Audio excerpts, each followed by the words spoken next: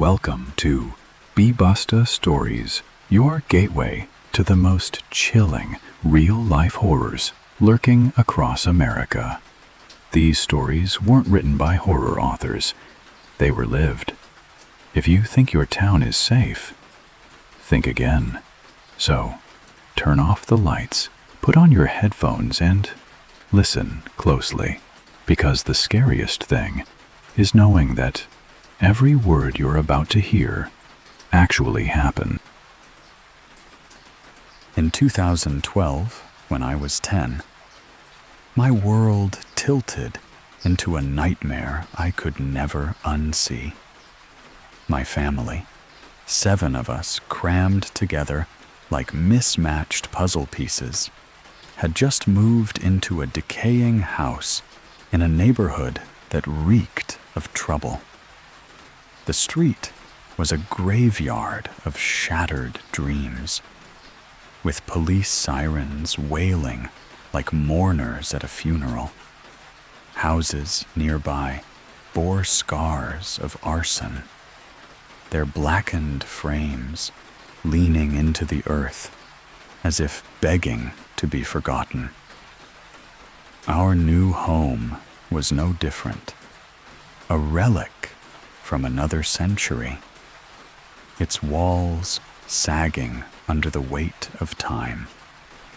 The air inside was thick, heavy, with the musty scent of neglect, as though the house itself was exhaling secrets it had held for decades. The basement was the worst of it. I remember the first time I saw it, standing at the top of the rickety stairs, peering into a void that seemed to swallow light whole. It wasn't a basement so much as a crypt, unfinished, with a dirt floor that felt alive underfoot, shifting and crunching as if something was burrowing beneath. The door to it was chained shut from the inside when we moved in, a rusted padlock dangling like a warning. Who locks a door from the inside? I thought, my 10-year-old mind racing with questions no one bothered to answer. My parents shrugged it off, said it was just an old house quirk. But I felt it in my bones. Something was wrong. The house was a maze of windows, far too many for a place meant to feel safe. They were bare. No curtains, no blinds. Just gaping eyes staring out into the night. To get from my bedroom to the bathroom, I had to cross the kitchen and pass the back door, its glass pane offering a clear view to the outside world and whatever might be looking in. Growing up in a rough neighborhood, you learn early that uncovered windows at night are a betrayal. Every shadow outside could be a threat. Every flicker of movement, a promise of danger. I hated those walks, my heart thudding with every step, my eyes darting to the glass, expecting to see a face pressed against it. I shared a room with my older brother, Nick, who was 13 and carried himself like he'd already seen the world's worst. He had a cell phone, a privilege I didn't, and he'd tease me about my paranoia, about the nightlight I kept plugged in until I was 12. I was a nervous kid, always had been, lying awake at night, listening to the house groan and settle, imagining footsteps where there were none. The nightlight cast a weak glow across our room, its soft amber light barely pushing back the darkness. It was my anchor, a small rebellion against the fear that clung to me like damp clothes. But no light could prepare me for what was coming.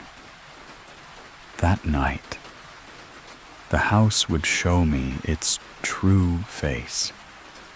3 in the morning, and my bladder was a traitor.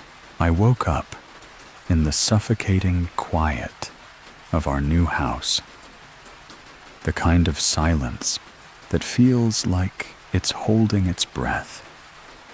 My nightlight flickered, casting jagged shadows on the walls, and I lay there, trying to will the urge away. But it was relentless, a gnawing pressure that forced me out of bed. I glanced at Nick, sprawled across his mattress, snoring softly, oblivious to the world. I envied him. My bare feet touched the cold floor, and I hesitated, staring at the door to the hallway. The path to the bathroom felt like a gauntlet. Every window a potential betrayal.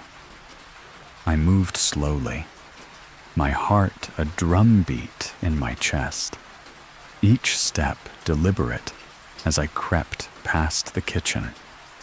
The back door loomed ahead, its glass pane a black mirror, reflecting the night outside. I kept my eyes on it, scanning for movement, for anything that didn't belong. The neighborhood was alive with threats, arrests, fires, whispers of break-ins, and I'd learned to trust my instincts. Everything seemed still. The world outside cloaked in darkness, but I couldn't shake the feeling of being watched. My skin prickled. A warning I couldn't name. I turned into the living room, and my world stopped. There, at the back door, stood a man. His hands were cupped around his eyes, pressed against the glass, peering into our home like a predator sizing up its prey.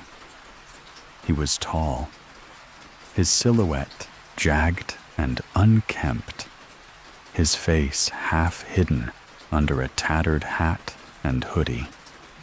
A long, graying beard spilled down his chest, swaying slightly as he shifted. He was inside my house, in my life, separated only by a pane of glass. My breath caught, a sharp, painful hitch in my throat, and I dropped to the floor, scrambling behind the couch. My mind screamed, did he see me? Did he know I was here? I pressed myself into the shadows, my body trembling, my pulse a frantic rhythm in my ears. I needed Nick.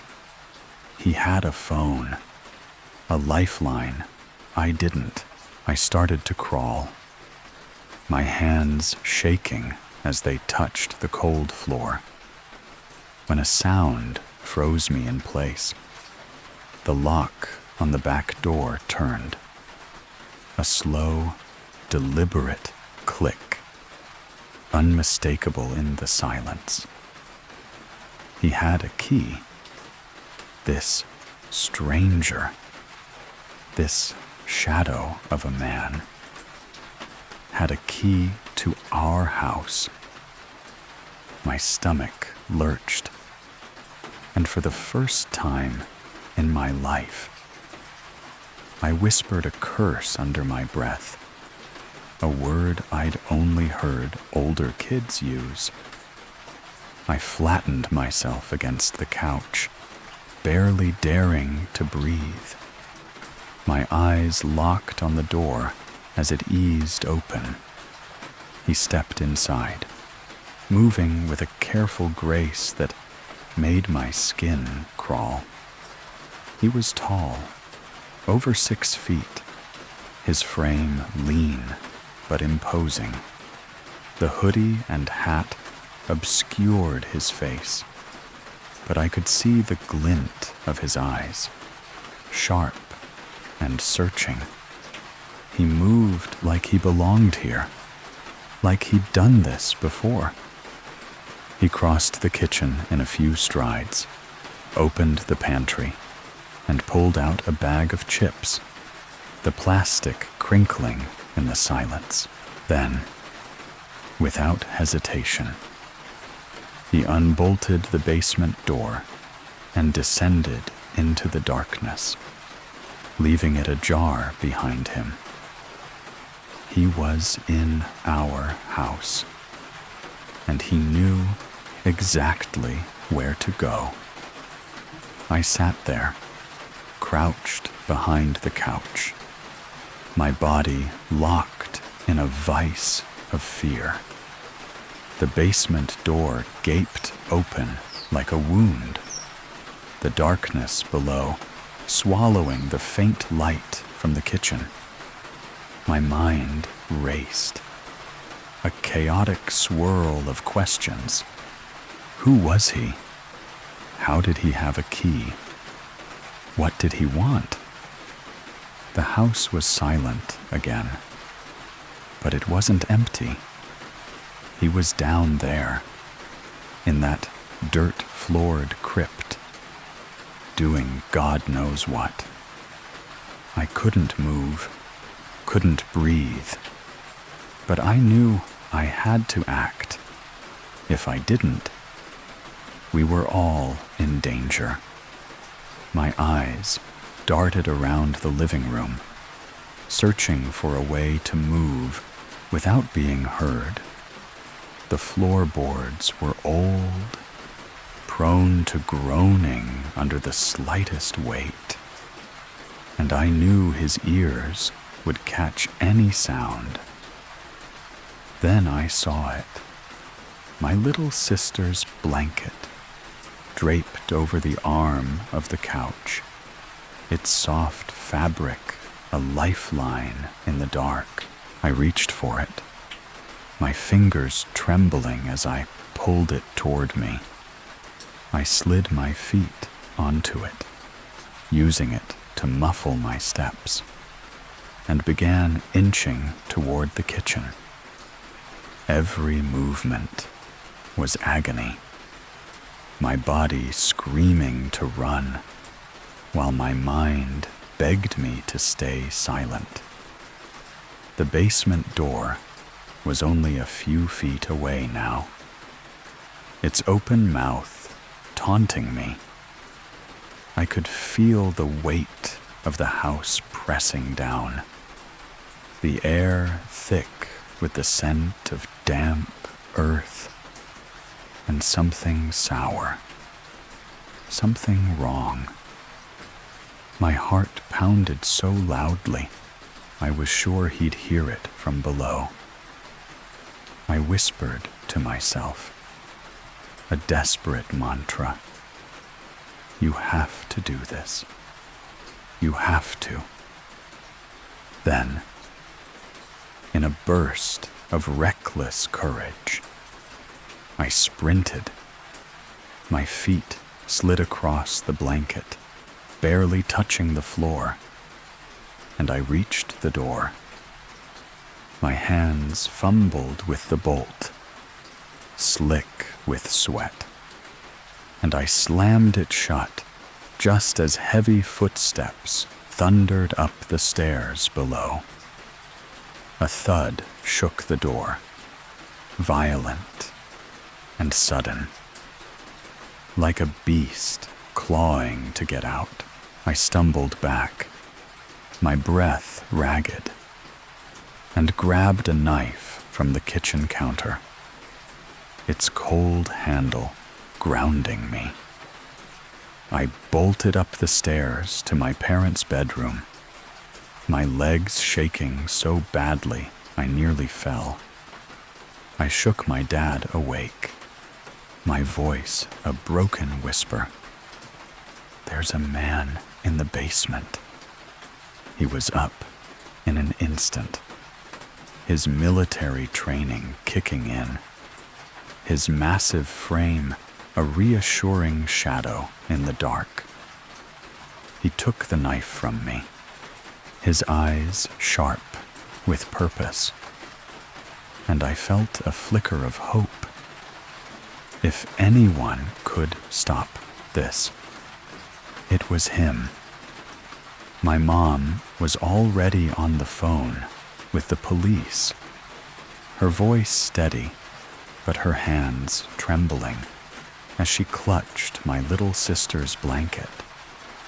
They said they'd be here in 5 minutes, but 5 minutes felt like a lifetime. She didn't want to leave my sister downstairs, so she took my hand, and we crept back to the kitchen, the knife still in my dad's grip. The air was thick with tension, the silence broken only by the faint hum of the refrigerator. Then the basement door exploded open. The man charged out, a blur of rage and desperation, and tackled my dad to the floor.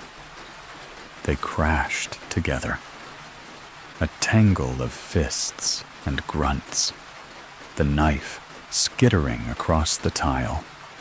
My dad was strong, a veteran who could bench press twice my weight. But this man fought like a cornered animal. I didn't think. I ran to the kitchen, grabbed another knife, its blade glinting in the dim light, and rushed toward them. My hands shook, my vision blurred with tears. But I raised the knife, ready to drive it into the man's back. "Give it to me," my mom shouted, her voice cutting through the chaos. I froze, my fingers tight around the handle, then handed it to her. She didn't hesitate.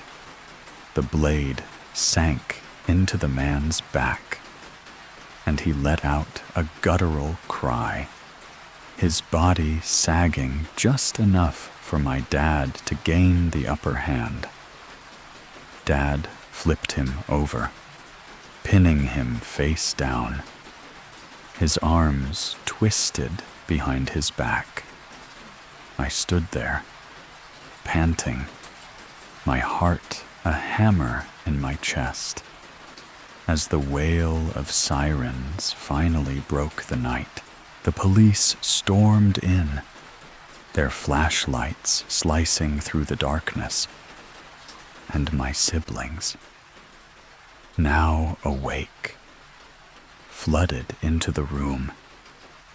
My older sisters pulled me into a hug, their arms a shaky refuge as I trembled, tears streaming down my face. The floor was streaked with blood, a stark reminder of how close we'd come to something unthinkable. The man survived, barely, and was carted off to the hospital before being arrested.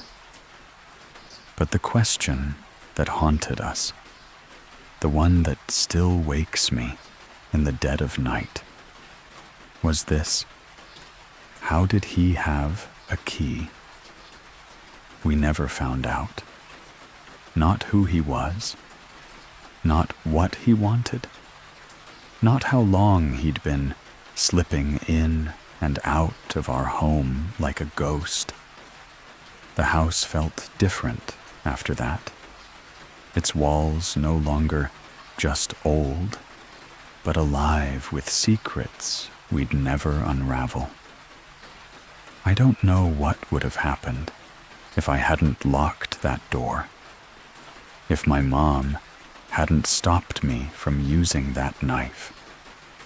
She saved me from a weight I'd carry forever. And for that, I'll always be grateful. But the fear, the not knowing, it's a shadow that never leaves.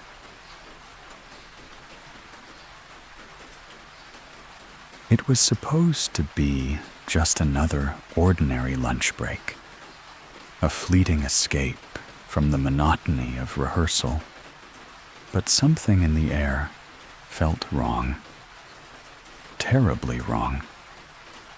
My name is Hayden, and this is my story, a memory that clings to me like a shadow, refusing to fade.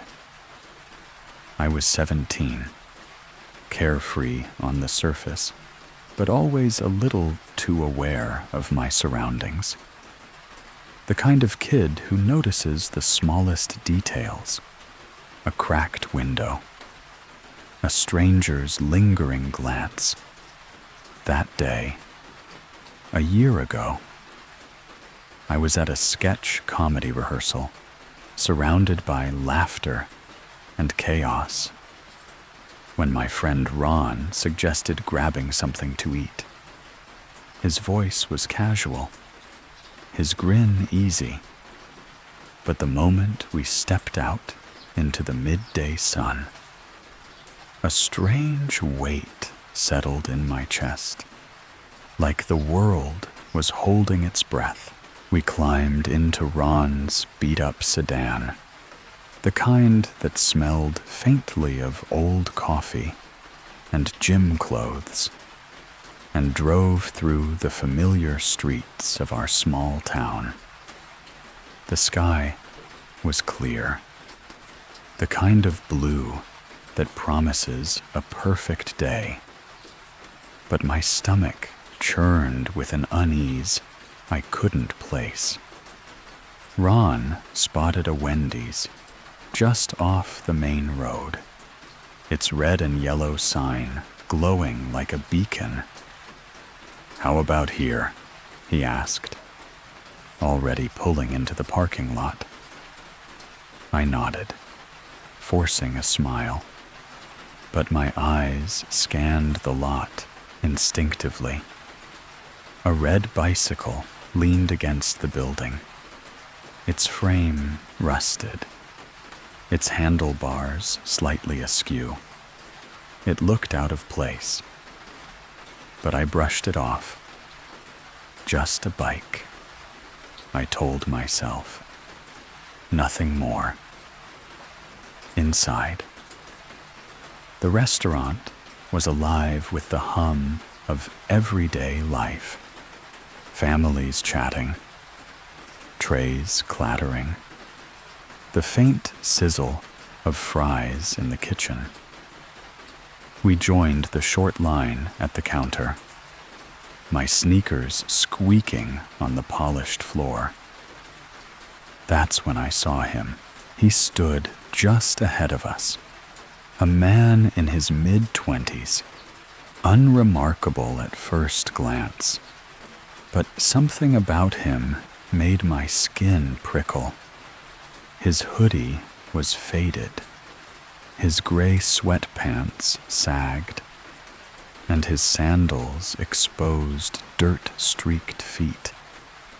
He could have been anyone, a college kid, a drifter, a local, but his presence felt like a dark smudge on the bright canvas of the restaurant. I couldn't pinpoint why. Maybe it was the way he stood, too still, his shoulders hunched as if carrying an invisible burden.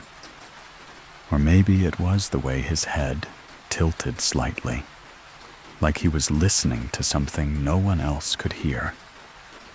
I leaned toward Ron, keeping my voice low. That guy in front of us, something's off.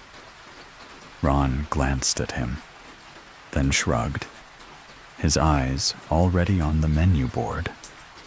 You're overthinking it, Hayden. He's just some dude.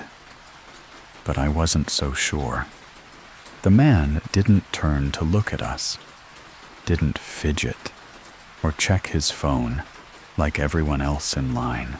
He just stood there, a statue in a sea of motion.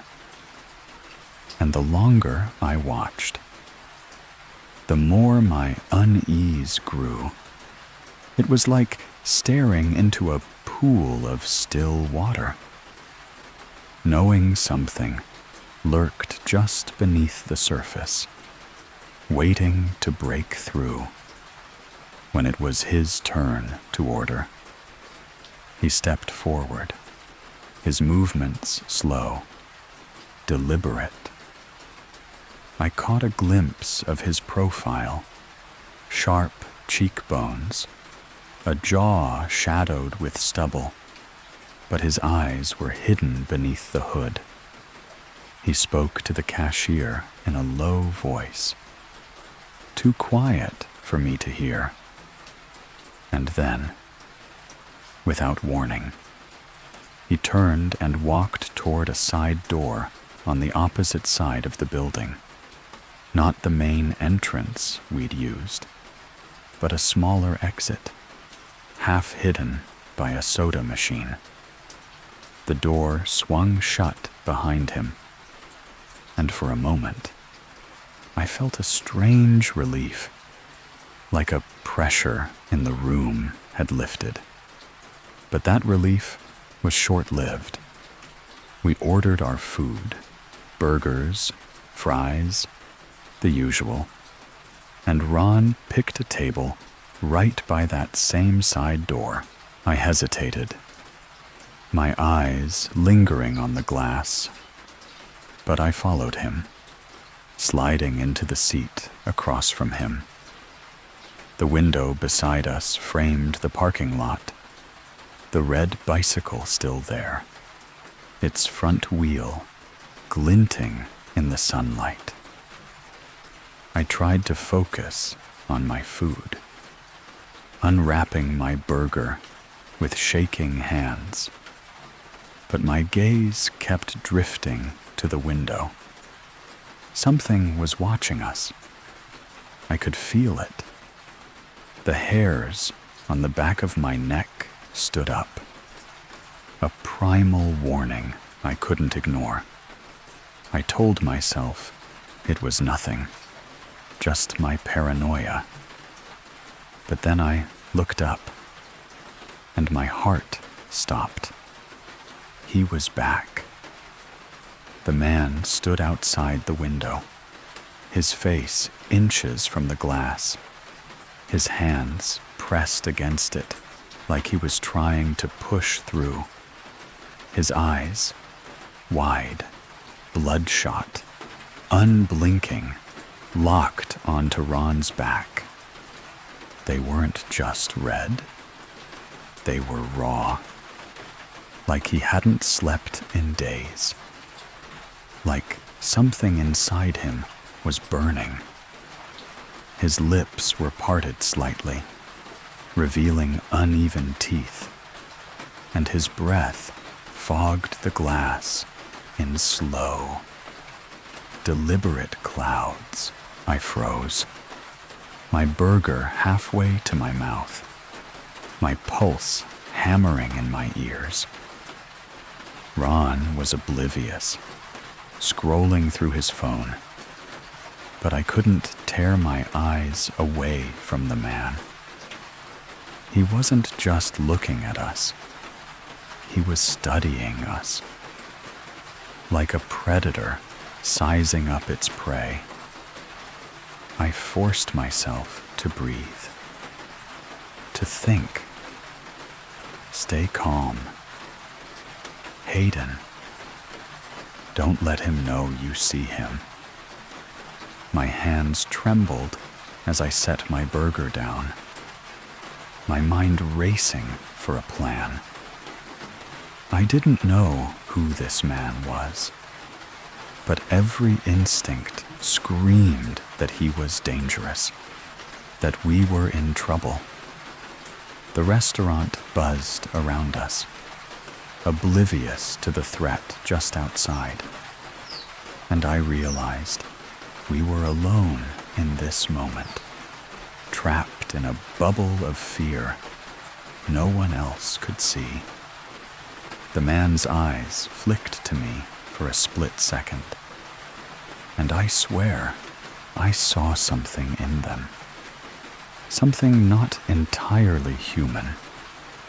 It was like looking into a void, a darkness that swallowed everything it touched.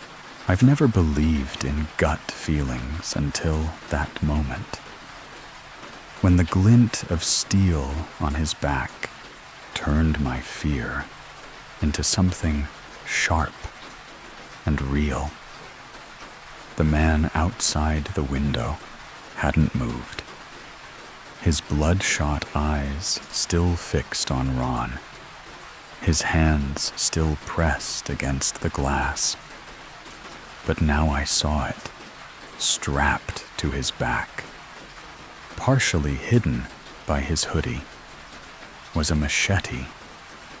Its blade caught the sunlight, a cold, cruel shimmer that made my stomach lurch. This wasn't a random drifter or a weird local. This was someone who carried a weapon, someone who could hurt us, someone who wanted to. My mouth went dry, my heart pounding so loud I was sure he could hear it through the glass. "Ron," I said, my voice barely above a whisper. "Don't look behind you. There's a man outside, staring at you. He's got a machete." I kept my eyes on Ron, forcing myself to stay calm, to not give us away. Ron's face changed, his easy grin fading. But he didn't panic. He just nodded, his jaw tight, and said, "Okay." That single word, so simple, grounded me, kept me from spiraling into panic. But inside, my mind was screaming. What does he want? Why us? Why here? In the middle of a crowded restaurant? We sat there, frozen in our seats, the world around us moving in slow motion. The other customers laughed and ate, oblivious to the danger just outside. The man's presence was like a black hole, pulling all my focus, all my fear, into his unblinking gaze. I wanted to scream, to run, to do something, but I knew any sudden move could provoke him. Stay still. Don't let him know you're afraid. My hands clenched into fists under the table, my nails digging into my palms. The pain was sharp, real, a tether to keep me from losing it completely. After what felt like an eternity, the man moved, not toward the door, thank God, but around the side of the building, his steps slow, and deliberate. He pressed his face against another window, his eyes still locked on us, that machete glinting with every step. I could see the handle clearly now, worn and stained, like it had been used before. Used for what? I didn't want to imagine. My mind raced with possibilities, none of them good. Was he waiting for us to leave? Was he planning something worse? The restaurant felt like a trap, the walls closing in, the air thick with dread. I couldn't just sit there. I stood, my legs shaky, and walked to the counter, my eyes darting to the window to make sure he wasn't following. The cashier, a bored-looking guy in his 20s, barely looked up from his phone. "Hey," I said, my voice trembling despite my efforts to sound calm. "There's a guy outside with a machete staring at us. You need to call the police." He gave me a lazy glance, like I was wasting his time, and muttered, "Yeah, I'll get to it." His dismissiveness made my blood boil. But I didn't have time to argue. I needed evidence, something to show the police if they ever showed up. I returned to our table, my mind racing for a plan. If he comes inside, what do we do? If he waits for us outside, how do we leave? I pulled out my phone, my hands shaking so badly I nearly dropped it. "Ron," I said, keeping my voice low, "smile for a picture." He raised an eyebrow, but caught on quick. I angled the phone to capture the man in the background, his face pressed against the glass, his eyes like twin voids. I snapped the photo, my heart pounding, praying he didn't notice. The image was blurry, but it was enough. His hoodie, his bloodshot eyes, the machete's handle all caught in the frame. Evidence, if it came to that. The other customers were starting to notice now, their conversations faltering as they glanced at the window. I could see the fear in their eyes, the same fear I felt. But no one moved. It was like we were all trapped in a nightmare, waiting for the monster to make its move. I stood again, this time approaching a group of older women at a nearby table. "That guy outside," I said, pointing subtly. "He's got a machete. We need to do something." They gasped, their eyes wide, and started whispering among themselves, their voices tinged with panic. But still, no one acted. The cashier hadn't called the police. I could tell by his unchanged demeanor, still glued to his phone. He's going to come inside. He's going to hurt someone. The thought looped in my mind, a relentless chant that made my chest tighten. I grabbed my phone again, my fingers fumbling as I dialed 911.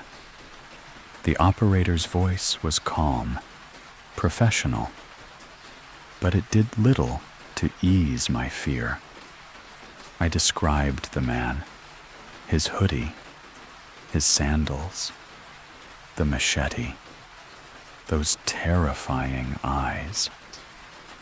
"Stay where you are," the operator said. "We're sending someone now." But as I hung up, I saw movement outside. The man was circling back toward the side door, his steps slow, predatory. My heart dropped into my stomach. He was coming for us. The moment he climbed onto that red bicycle and rode away, I felt like I could breathe again. But the fear lingered, a stain that wouldn't wash out. I watched, frozen, as the man moved toward the side door, his machete glinting with every step. I braced myself, expecting him to burst through, to bring that blade down on us. But instead, he stopped. He looked at me one last time, his bloodshot eyes boring into mine. And then he turned, climbed onto that rusted red bicycle, and pedaled away. He disappeared behind a nearby building, his figure swallowed by the shadows, leaving only the echo of my pounding heart. I sank back into my seat, my hands trembling, my breath coming in short, ragged gasps. Ron looked at me, his face pale but composed. "He's gone," he said, but his voice carried no certainty. We both knew it wasn't over. Not really. The restaurant felt different now. The bright lights and cheerful chatter, a mockery of the terror we'd just endured. I kept glancing at the window, half expecting to see those eyes again, that machete flashing in the sunlight. He could come back. He could be waiting. The police arrived 20 minutes later, their sirens a distant wail that brought no comfort. I showed them the photo, my hands still shaking as I zoomed in on the man's face. The officer, a tired-looking woman with a notepad, listened as I described everything. His eyes, his weapon, the way he'd watched us like we were prey. She nodded, jotting down notes, but her expression told me she didn't expect to find him. "He didn't commit a crime," she said, her voice flat. "We can ban him from the property, but that's it." I wanted to scream. No crime. He'd terrified us, stood outside with a machete, his intentions written in those bloodshot eyes. But I said nothing, just nodded, my throat tight with frustration. Ron and I stayed at our table, picking at our cold fries, our appetites gone. The other customers had returned to their meals, their fear forgotten. But I couldn't shake the feeling that we were still being watched. The red bicycle was gone, but its image was burned into my mind, a symbol of something I couldn't explain. When the police called back, their voices crackling through my phone, they confirmed what I already knew. No one matching the man's description had been found. "It's safe to leave," they said. But I didn't believe them. Safe wasn't a word that applied anymore. We stepped outside cautiously, scanning the parking lot, the street, the shadows between buildings. The air was warm, heavy with the scent of asphalt and fried food. But it felt wrong, like the world had shifted slightly off its axis. We ran to Ron's car, our footsteps loud against the pavement, and locked the doors as soon as we were inside. The drive back to rehearsal was silent, the weight of what had happened pressing down on us. I kept checking the rearview mirror, half expecting to see that bicycle trailing us, those eyes glaring from the darkness. When we finally got back to the theater, 30 minutes late, I called our director, my voice shaking as I explained.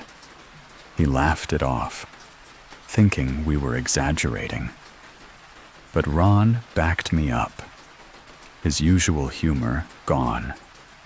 Later, we told our friends, turning the story into a dark joke to mask the fear.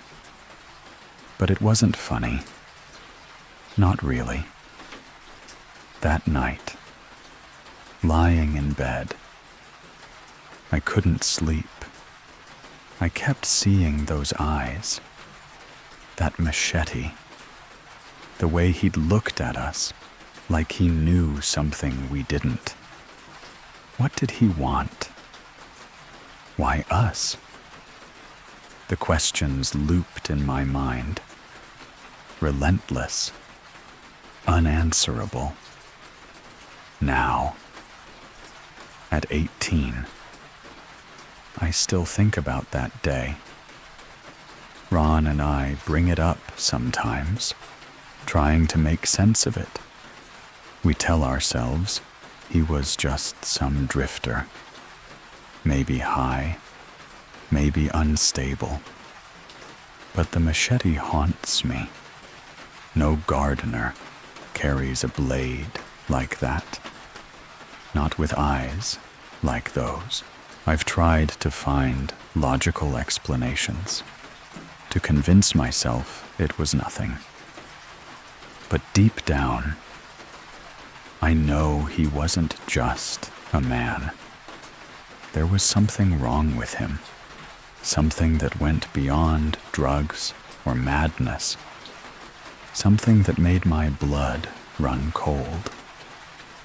I'm grateful we got out of there, that he didn't come inside, that we're still here to tell the story. But every time I pass a Wendy's, every time I see a red bicycle, I feel it again, that primal, gut-wrenching fear. He's out there somewhere, and I can't shake the feeling that he's still watching, waiting for the next time our paths cross. And next time, we might not be so lucky.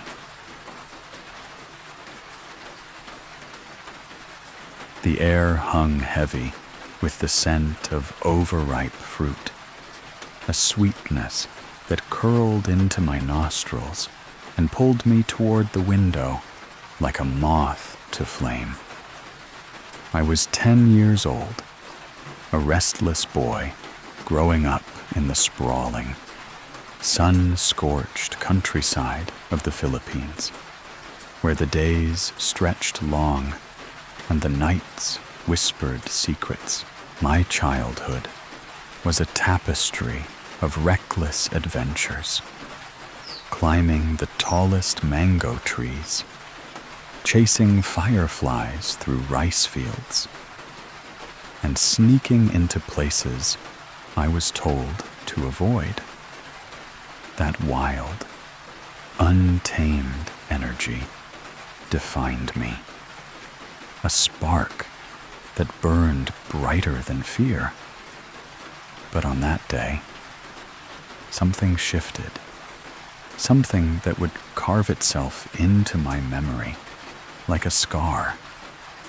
I was sprawled across my bed, the ceiling fan creaking lazily above, stirring the humid air. Boredom gnawed at me, a restless itch under my skin. My eyes drifted to the window, where the world outside shimmered in the late afternoon heat. That's when I saw it. The rambutan tree. Its branches sagged under the weight of crimson fruit, each spiky orb glowing like a jewel in the golden light. It stood just beyond our backyard, its roots tangling with the edge of an old, crumbling ruin, a skeletal remnant of a house long abandoned. The adults always warned us to steer clear of that place. Bad things happened there, they'd say, their voices low, their eyes darting as if the ruins themselves were listening. But to a kid like me, those warnings were just fuel for curiosity. I slipped on my worn-out slippers and crept outside, the grass tickling my bare legs. The air was thick, alive with the hum of cicadas and the distant bark of a stray dog. The rambutan tree loomed closer now, its branches beckoning like outstretched arms. I didn't think twice. My hands found the rough bark, and I hauled myself up, the familiar thrill of climbing pulsing through me.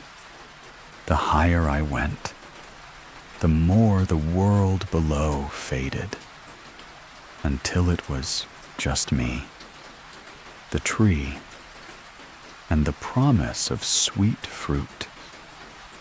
I settled on a sturdy branch, my legs dangling, and plucked a rambutan. Its spiky shell split under my fingers, revealing the glistening white flesh inside. The juice was sweet, almost too sweet, dripping down my chin as I bit into it. For a moment, I was lost in that simple joy.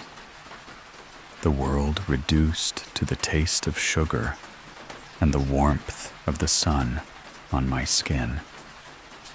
But then, something changed. The air grew heavier, as if the world held its breath. My eyes flicked toward the ruins, drawn by an instinct I couldn't name. The broken windows gaped like empty eye sockets, their jagged edges catching the fading light. I squinted, my heart giving a small, uneasy thud. Had something moved? A shadow, fleeting and formless, danced across the glass before vanishing. I froze, the rambutan half-eaten in my hand, its juice now sticky and cold against my fingers. Look closer, a voice in my head urged, though every part of me screamed to look away. I rubbed my eyes, telling myself it was a trick of the light. Those ruins were empty, had been for years. No one could live there. No one would want to. Yet the feeling lingered, a prickle at the back of my neck, like the gaze of something unseen. I tried to focus on the fruit, but the sweetness now tasted wrong, cloying, like it was masking something rotten. The cicada's hum seemed to fade, replaced by a low, thrumming silence that pressed against my ears. I shifted on the branch, my palms slick with sweat, and stole another glance at the ruins. That's when I saw it again. A flicker, sharper this time, like a figure stepping into view before retreating into the dark. My breath caught, and I leaned forward, squinting into the shadows. What was that? My heart pounded, a drumbeat urging me to climb down, to run. But my body refused to move. I was trapped, caught between curiosity and a growing, gnawing dread. And then they appeared, two shapes in the broken window, staring straight at me with eyes that burned like embers in the dark. My world tilted, the branch beneath me suddenly unsteady, as if the tree itself recoiled from what I saw. They weren't human, not quite. Their bodies were wrong, too round, too bulky, like figures carved from clay and left unfinished. Their skin gleamed with a leathery sheen, stretched tight over forms that seemed to pulse with unnatural life. On their backs, grotesque humps protruded, hard and segmented like the shells of giant turtles. But it was their faces that seared themselves into my mind. Their mouths, if you could call them that, were jagged gashes, lined with sharp, uneven edges, like the jaws of snapping turtles. And their eyes, oh, those eyes glowed a sickly red, unblinking, boring into me with a hunger that made my blood run cold. I couldn't move. My limbs felt heavy, as if the air had thickened into molasses. The rambutan slipped from my hand, tumbling to the ground far below, its red shell splitting open on impact. The creatures didn't flinch. They stood motionless, their red eyes locked on mine, pinning me to the branch like a specimen under glass. My chest tightened, each breath shallow and sharp, as if the air itself was laced with fear. Run! My mind screamed, but my body betrayed me, frozen by the weight of their gaze. The ruins seemed to pulse now, the crumbling walls alive with a malevolent energy that seeped into the air, wrapping around me like a shroud. I don't know how long I sat there, trapped in that moment, my heart hammering so loud I was sure they could hear it.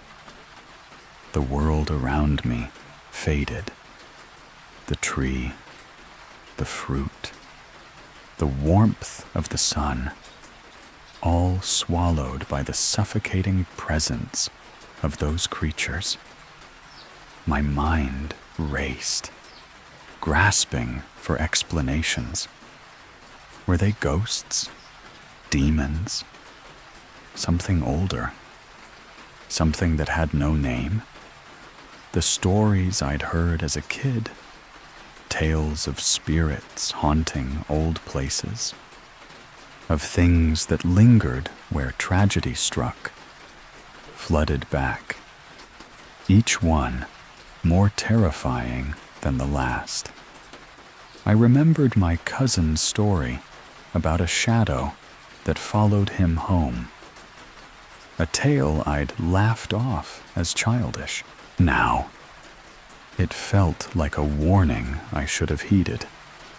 And then, one of them moved, its head tilted slightly, the motion slow and deliberate, like a predator sizing up its prey. The other followed, its jagged mouth twitching as if tasting the air. My body finally reacted, instinct overriding fear.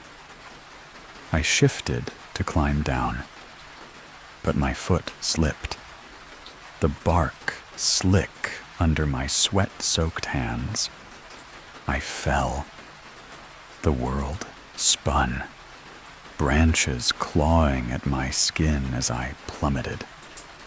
I hit the ground hard, pain exploding in my knees and elbows, the breath knocked out of me, dirt and grass smeared across my face, mixing with the blood from fresh scrapes. I didn't care. Pain was nothing compared to the terror clawing at my chest. I scrambled to my feet, my slippers lost somewhere in the fall. The ground was rough under my bare soles, but I didn't feel it.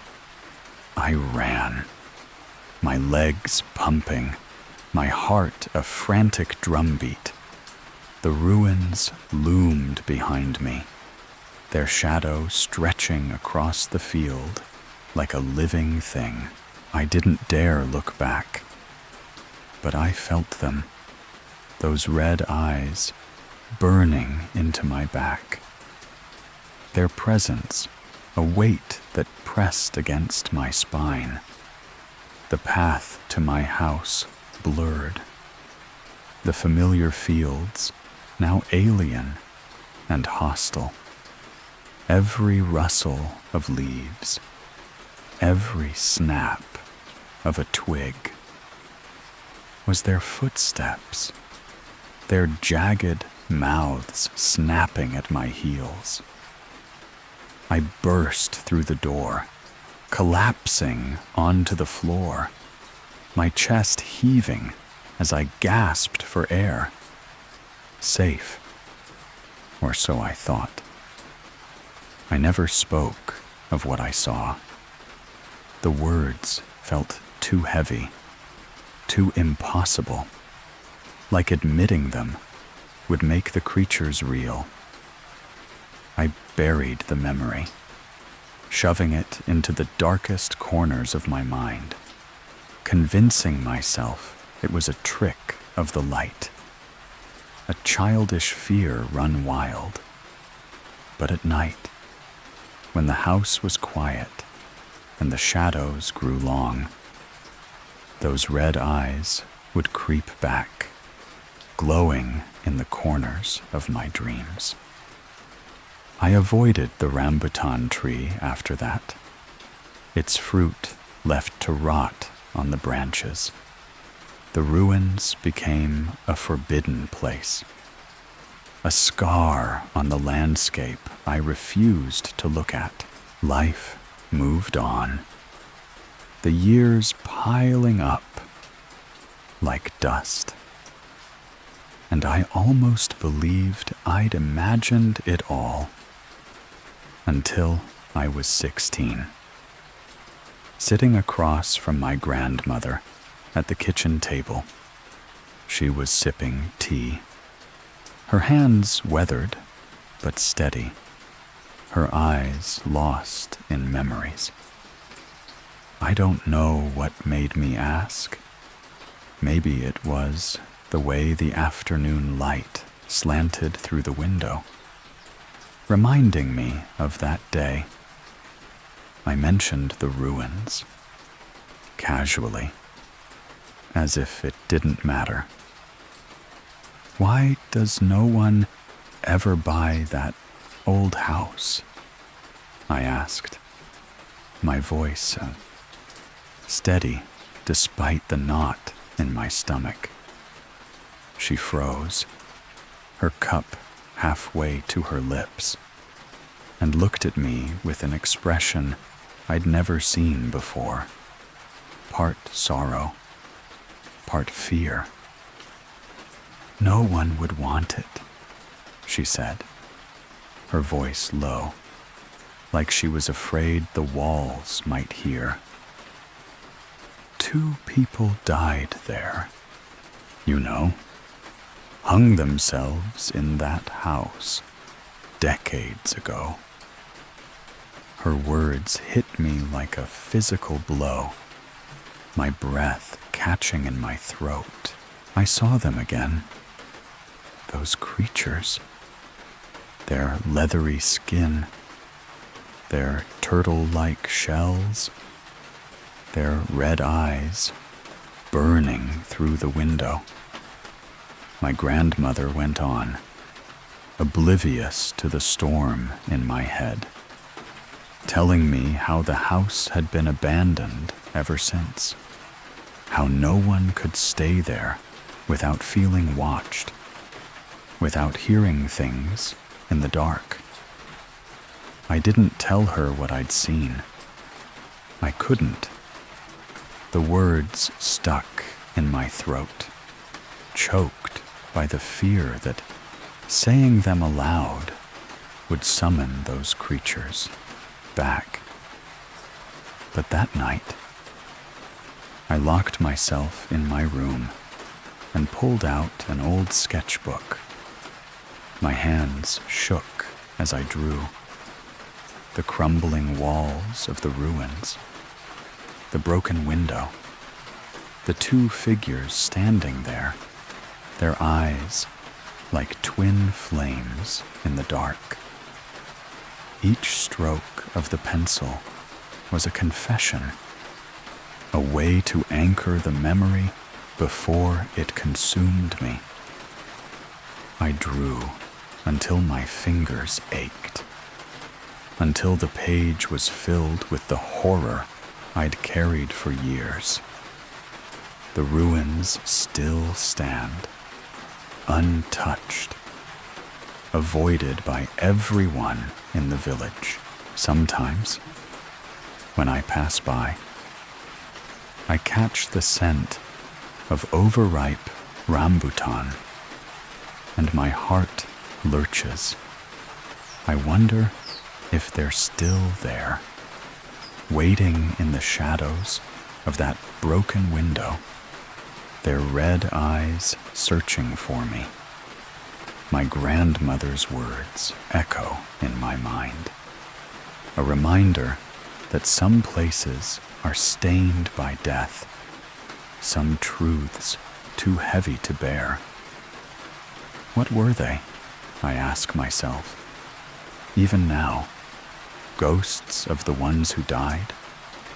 Something older? Something worse? I'll never know. But I do know this. That day on the rambutan tree, I looked into the face of something that wasn't meant to be seen, and it looked back. In the dead of night, my bedroom felt like a cage, the walls pressing closer as a faceless shadow loomed in my dreams, its long, unnatural arms reaching for me.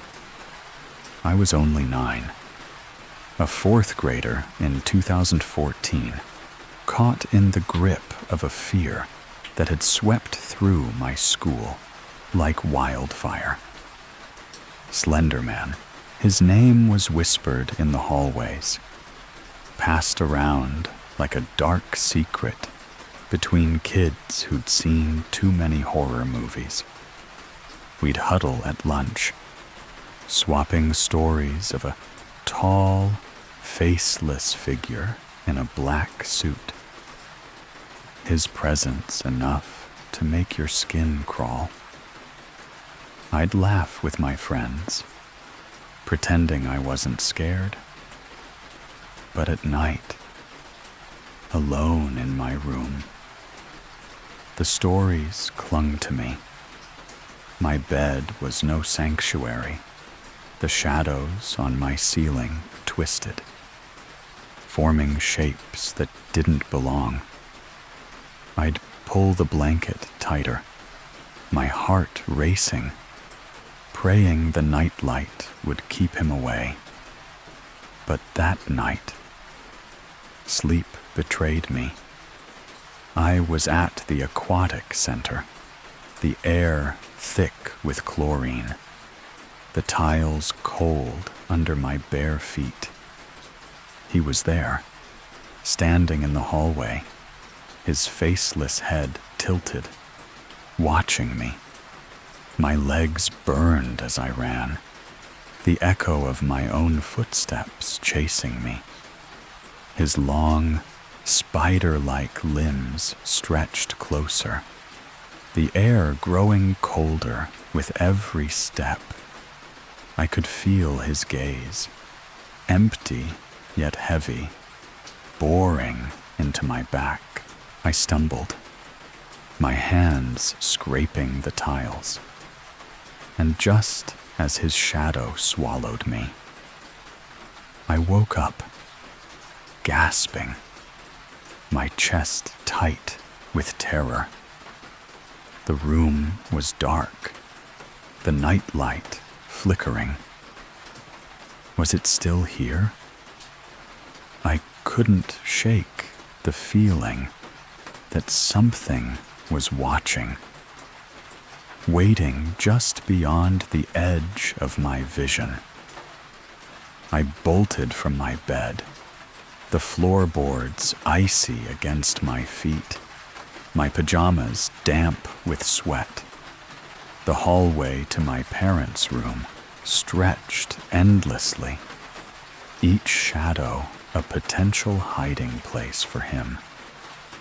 My heart pounded so hard, I thought it would burst. Every creak of the house amplifying my fear. I reached their door, my hands trembling as I pushed it open. "Mom, Dad," I managed, my voice barely a whisper. I had a nightmare. It was Slenderman. He was chasing me. My mom's eyes softened, her arms opening to pull me close. "It's okay, sweetheart," she said, her voice a lifeline. "It was just a dream. Come sleep with us." My dad nodded, his face tired but reassuring. "You're safe here," he said, patting the space between them. I climbed into their bed, the warmth of their presence a fragile shield against the dread still clawing at me. I lay there, staring at the ceiling, trying to convince myself it was over. But what if it wasn't? The room felt too quiet. The kind of silence that hides something sinister. I kept glancing at the doorway, half expecting to see a tall, faceless figure standing there, his suit blending into the darkness. My parents' steady breathing should have calmed me, but it didn't. The air felt heavy, like the house itself was holding its breath. I closed my eyes, willing sleep to come. But my mind replayed the dream. His blank face, his endless reach. You can't escape me. The memory of his presence seemed to whisper, anchoring itself deep in my chest. About 30 minutes later, a piercing wail shattered the silence. My eyes snapped open, my body rigid with fear. The fire alarm, its shrill cry, filled the house, relentless, drilling into my skull. My dad shot up, his face tense. "Stay here," he said, already moving toward the door. My mom grabbed my hand, her grip tight, her eyes scanning the room. "It's probably nothing," she said, but her voice wavered. We waited, the alarm scream clawing at my nerves. My dad returned, his brow furrowed. "No smoke, no fire," he said. "Must be a glitch." But I saw the doubt in his eyes, the way he glanced toward the windows, as if something outside might be watching. Was it him?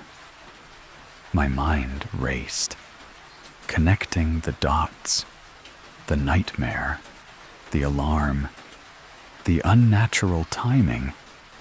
It couldn't be a coincidence. I imagined Slender Man outside, his faceless gaze fixed on our house, his presence triggering the alarm like a warning. My mom pulled me closer, her warmth battling the chill in my bones. "It's just a faulty system," she said, but I could hear the lie she told herself. We went back to bed, the alarm silenced, but sleep was impossible. Every shadow in the room felt alive. Every gust of wind outside, a sign of something moving closer. "He's still out there," my mind whispered, trapping me in a loop of fear. I stared at the ceiling, waiting for the next sign, the next proof that my nightmare wasn't just in my head. Morning came, gray and heavy. The house too quiet after the night's chaos. My parents acted like everything was normal, sipping coffee, talking about fixing the alarm. But I couldn't shake the feeling that something had changed. What if Slender Man wasn't just a story? At school, I overheard kids whispering about him again, their voices low, their eyes darting. One boy swore he'd seen a tall figure in the woods near his house, a shadow that vanished when he blinked. I wanted to tell them about my night, about the alarm, but the words stuck in my throat. What if saying it out loud made it real? That evening, I sat in my room, the nightlight brighter than ever. But it didn't help. The memory of his faceless stare lingered, a weight I couldn't shake. "You saw me," it seemed to say, "and I saw you." Years later, I learned the alarm had never malfunctioned before or since. My parents called it a fluke, but I knew better. Something had been in that house with us. Something that wasn't bound by dreams.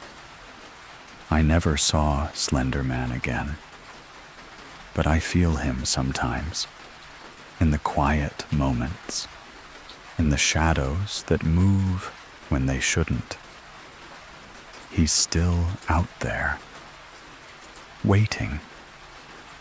And every time I hear a strange noise in the night, I'm back in that dream, running, with his long arms reaching for me. My family lived in the middle of nowhere, 2015, in a place where the horizon stretched endlessly, swallowed by rows of almond trees and grapevines. Our house sat alone, miles from any neighbor, surrounded by orchards that whispered secrets in the wind. The isolation was our comfort, our shield, until that day, when a stranger walked out of the dust and offered my father a can of Pepsi, his smile thin and wrong, like a crack in a mirror. That moment, so small, so fleeting, would unravel into a nightmare we'd never forget. I was 12, old enough to sense when something wasn't right, but too young to trust my gut. Our home was a weathered farmhouse, its paint peeling like old skin, the porch sagging under years of neglect. The nearest town was a 30-minute drive down a dirt trail that wound through endless orchards, almonds, pistachios, grapes, row after row, like silent sentinels watching us. We rarely saw strangers. Workers came and went, pruning trees or harvesting fruit. But they were familiar faces, their trucks rattling with tools, their voices carrying laughter. So when my father stepped outside that morning to check the irrigation lines and saw a man standing at the edge of our property, it stopped him cold. The West was tall, gaunt, dressed in faded jeans and a stained jacket. His face was half hidden under a frayed cap, but his eyes gleamed with an intensity that made my father's shoulders tense. "Want a Pepsi?" the man asked, holding out a dented can, his voice flat, like he was reading from a script. My father, a practical man who trusted his instincts, shook his head. "No, thanks." The man didn't argue. He just turned and walked back into the orchards, vanishing as if the trees had swallowed him whole. I watched from the porch, my stomach twisting, though I couldn't say why. That afternoon, we piled into our old pickup truck, my father, mother, my 2 sisters, and me, for a quick run to Walmart. The dirt trail stretched ahead, flanked by orchards that seemed to lean in, their branches clawing at the sky. Dust swirled behind us, thick and choking, as we drove in silence. Then we saw it, a black van, parked off the trail, half hidden among the trees. Its windows were covered with dark curtains, like eyelids drawn shut. The air around it carried a stench, rotten, chemical, sharp enough to burn your throat. My mother wrinkled her nose, muttering about illegal dumping. But I couldn't look away from the driver. He wore all black, his face obscured by dark sunglasses, even as the sun dipped low, painting the sky blood red. When he turned to us, his smile was a blade, slicing through the air, pinning us in place. My sisters froze in the back seat, their chatter dying. My father gripped the steering wheel tighter, but kept driving. "Just some creep," he said, his voice steady, but his knuckles white. We didn't stop. We didn't speak. The van stayed behind, but its presence lingered, like a shadow trailing us. At Walmart, we went through the motions, grabbing cereal, milk, a new pair of socks for my sister. But the unease clung to us. When we pulled back into our driveway at dusk, something felt wrong. The air was too still, the silence too heavy. My father noticed it first, fresh tire marks in the dirt. Not ours, footprints, too, circling the house, stopping at the windows. "Probably just workers," my mother said, but her voice wavered. My older sister, always the skeptic, rolled her eyes, but I saw her glance over her shoulder as we carried the groceries inside. The orchards loomed around us, their branches swaying in the evening breeze, like fingers beckoning us closer. I wanted to believe it was nothing, but my skin prickled, my heart thudding with a warning I couldn't name.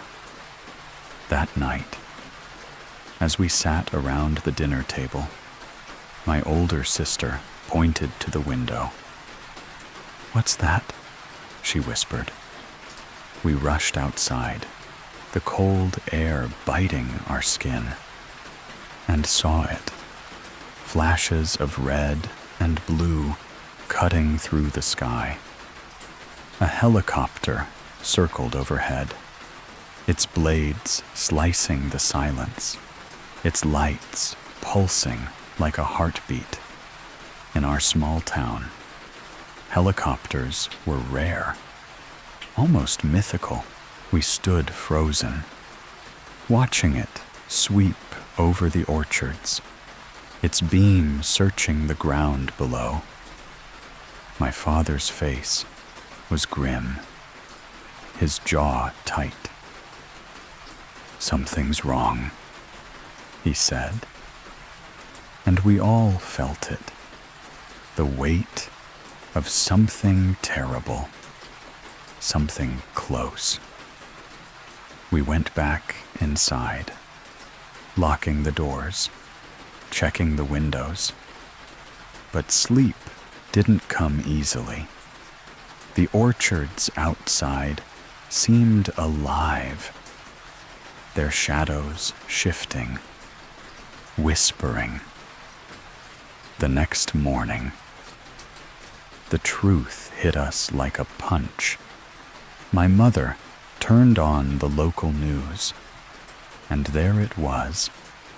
A body had been found in a canal, less than a mile from our house. The victim's fingers were severed, his eyes gouged out, his face frozen in a scream. When they showed his photo, my heart stopped. It was him, the man who offered the Pepsi.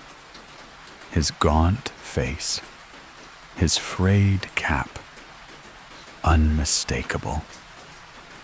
The news anchor's voice trembled as she described the brutality, the kind of violence that didn't belong in our quiet town. My father's hands shook as he set down his coffee. My sisters clung to each other, their faces pale. Then the anchor said something that made the room spin. The police were searching for a suspect, last seen driving a black van.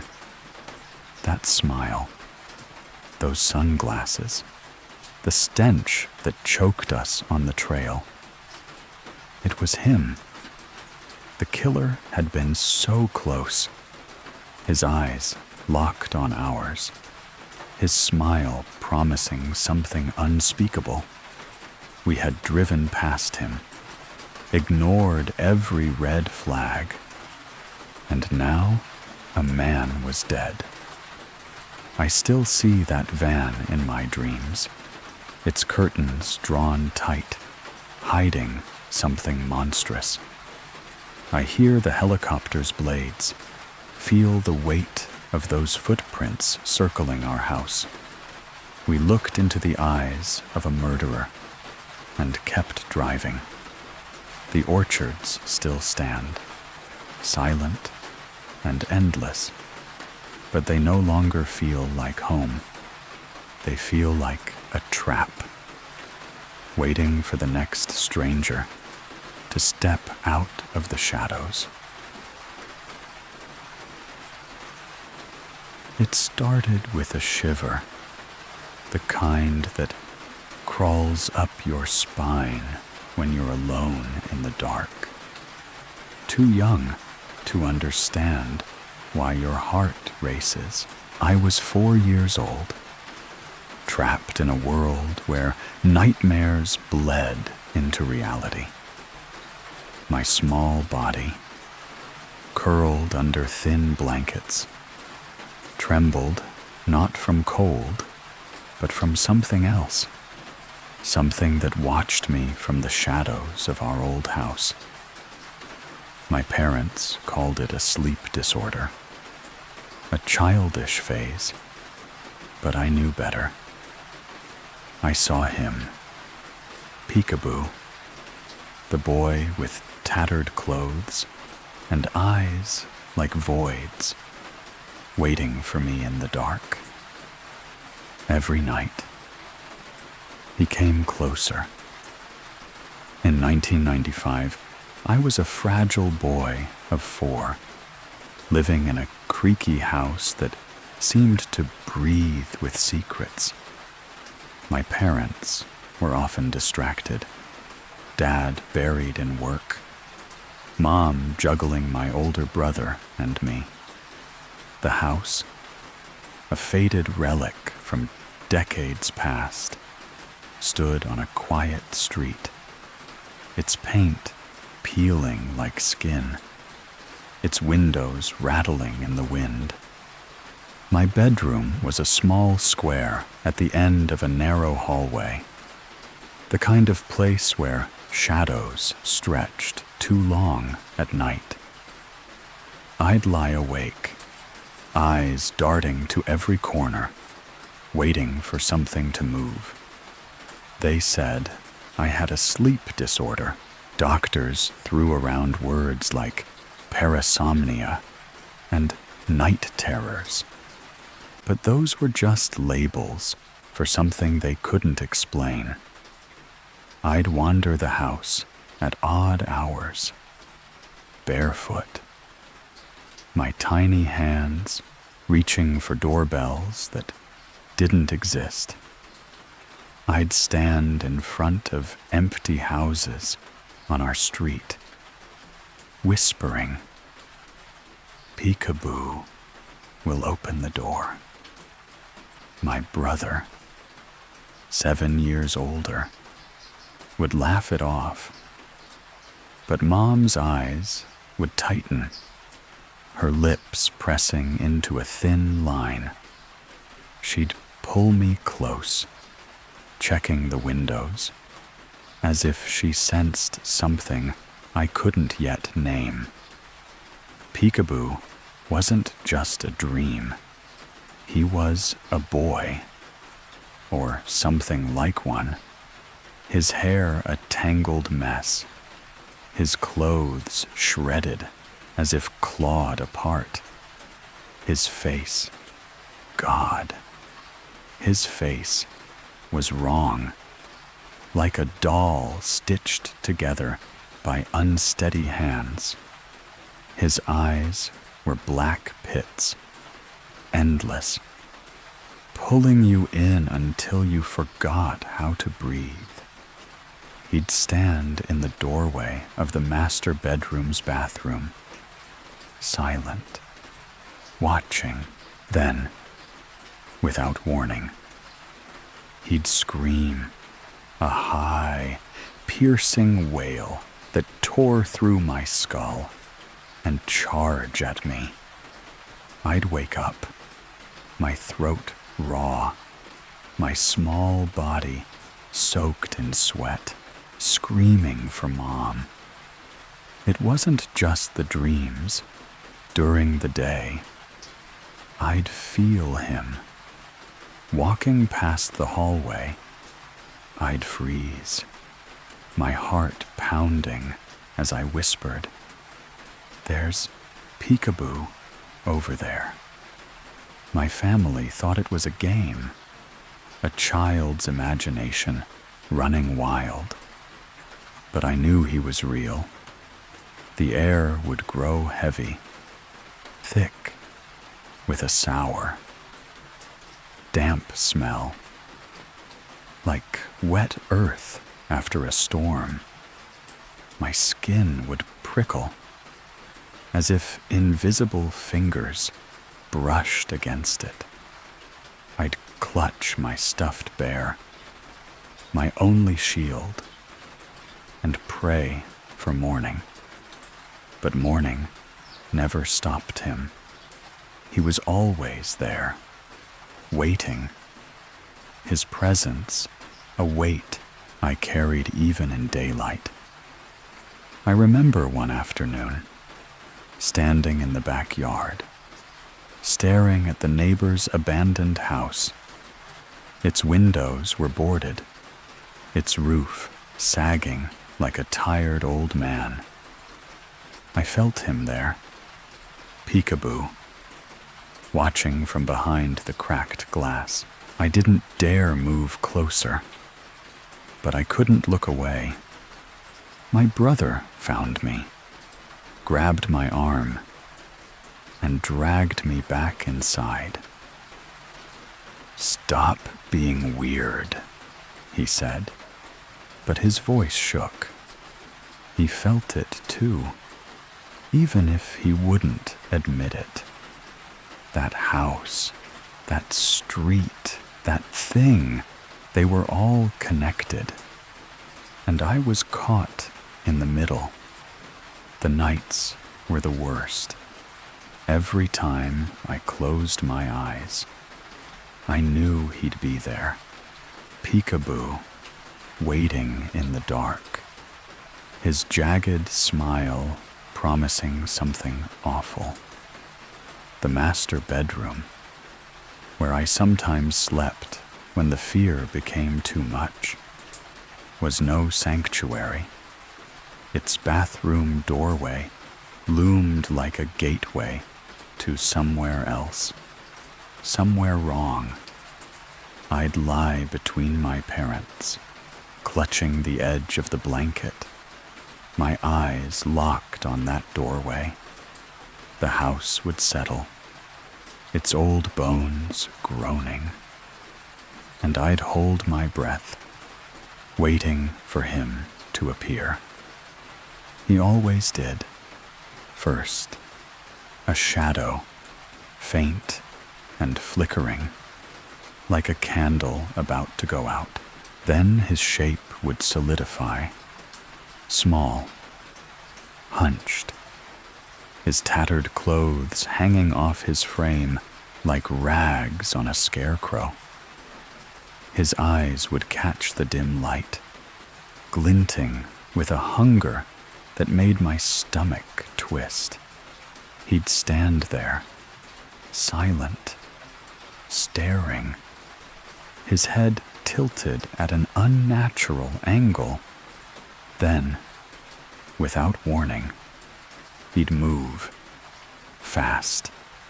His scream would rip through the air, a sound like shattering glass, and he'd lunge toward me, his hands outstretched, fingers like claws.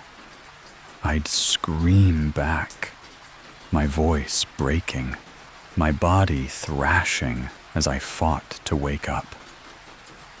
One night, it was worse. I woke up on the floor, my knees bruised, my nails digging into my palms. Mom was shaking me, her face pale, her voice trembling as she whispered, "It's okay. It's just a dream." But it wasn't. I could still feel him, his presence lingering in the room like smoke. The bathroom doorway was empty, but the air felt wrong, heavy with that same sour smell. I begged to sleep with the light on, but even that didn't help. Peekaboo didn't need darkness to find me. The dreams came every night for 2 years. Sometimes I'd see him in other places, not just the bathroom doorway, but in the hallway, the backyard, even the reflection in my bedroom window. Each time, he'd scream, "Peek!" and I'd wake up, gasping, my heart hammering so hard I thought it would burst. I stopped telling Mom after a while. Her worried looks only made me feel worse, like I was broken, like I was letting something into our home that didn't belong. I started to notice things during the day, too.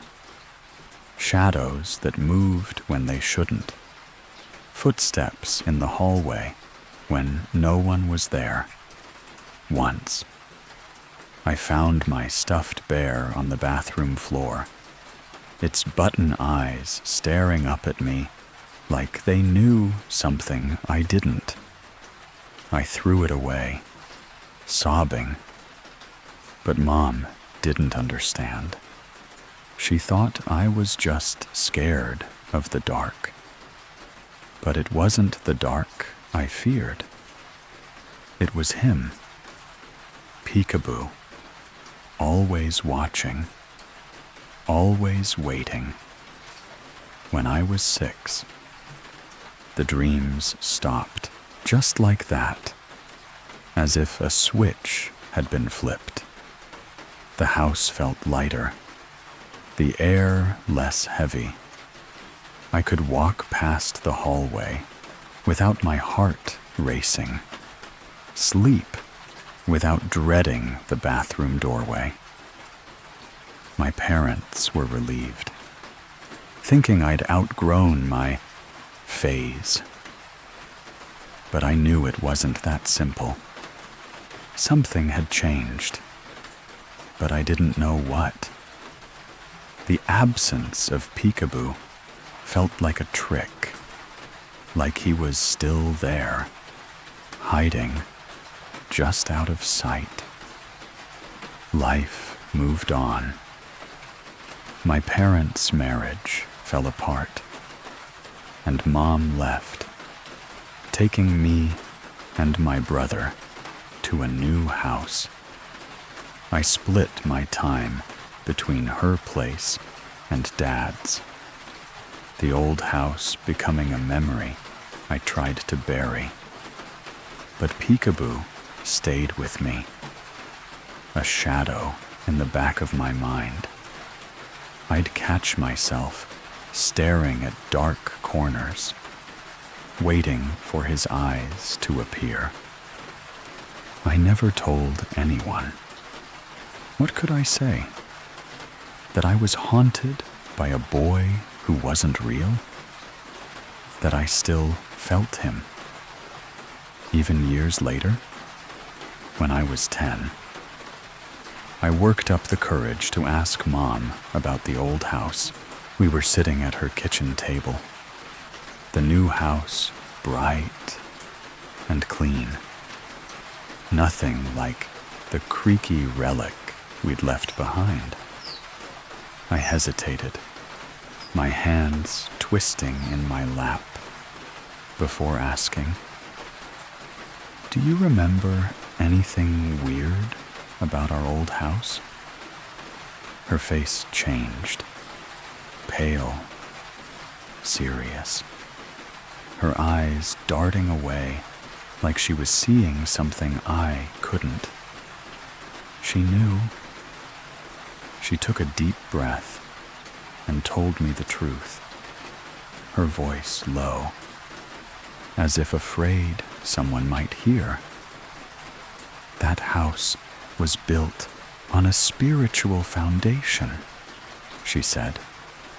I never told you because you were so young, but at night, I'd hear things, moaning, growling, coming from under the master bedroom, under the bed. Her words hit me like a punch, my stomach churning. I wanted to throw up, to scream, to run. All those nights I'd felt him, seen him. He wasn't just in my head.